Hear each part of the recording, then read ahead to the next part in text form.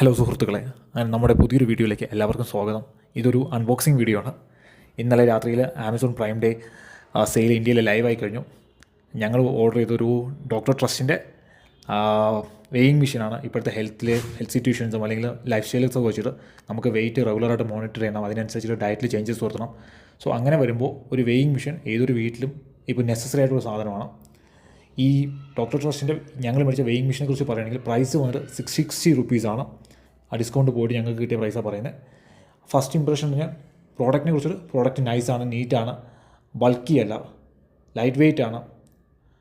വെയിറ്റിൻ്റെ ഒരു ചെക്ക് ചെയ്തപ്പം വേറെ ഇഷ്യൂസൊന്നും ഞങ്ങൾക്ക് ചേഞ്ചസ് അല്ലെങ്കിൽ ഡിസ്ക്രിപ്റ്റൻസീസോ അല്ലെങ്കിൽ ഒരു ചേഞ്ചസ് വെയിറ്റിലൊരു ചേഞ്ചസ് ഞങ്ങൾക്ക് ഫീൽ ചെയ്തിട്ടില്ല.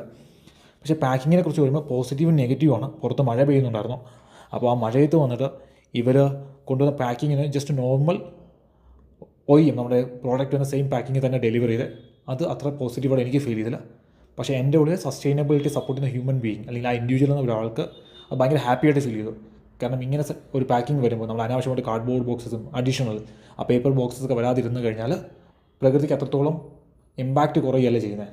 സോ ഞാൻ അതിൽ റിയലി ആമസോൺ അപ്രീഷിയേറ്റ് ചെയ്യുന്നുണ്ട്.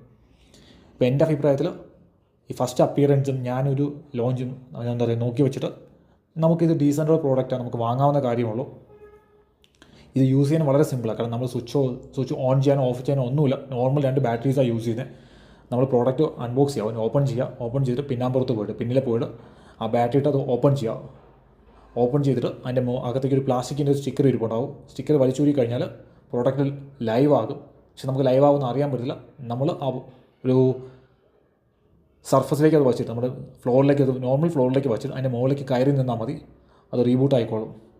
3 വർഷത്തെ വാറൻറ്റി ഉണ്ട്. ബട്ട് ഓവറോൾ പ്രോഡക്റ്റ് നൈസാണ്.